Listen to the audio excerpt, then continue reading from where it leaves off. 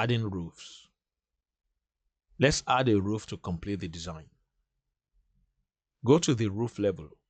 You will notice that the floor layout is not visible because there are no walls on the level. Use the underlay to preview the level below.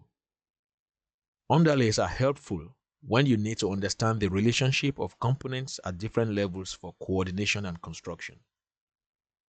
Go to the underlay section of the view properties and select level 8. The level below is now displayed in ghost lines so that you can complete the roof. Select the roof tool under the architecture tab. Sketch the roof profile using the rectangle tool. Give the roof an overhang of 600 millimeters or 0.6 meters. Click to create a profile from one end to the other and then finish the roof.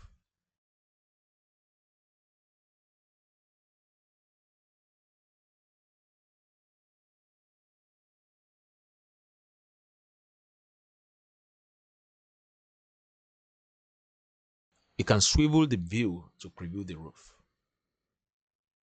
Change the roof type to roof _ generic 125 mm.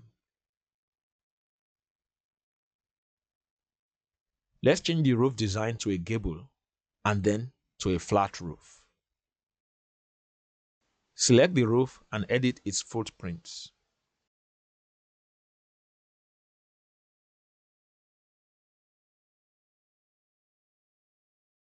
Select the short ends of the roof and uncheck the Define Slope option.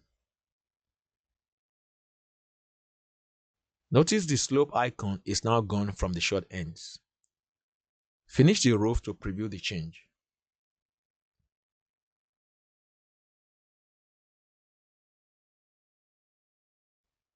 Now let's edit the roof to make it a flat roof. Once again, double-click on the roof to edit the footprint. Select one of the ends with the slope and remove the slope option.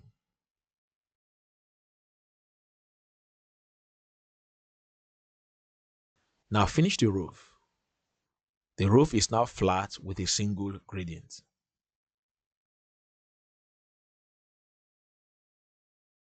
You can adjust the slope in the property bar. In this case, I will adjust it to 7 degrees.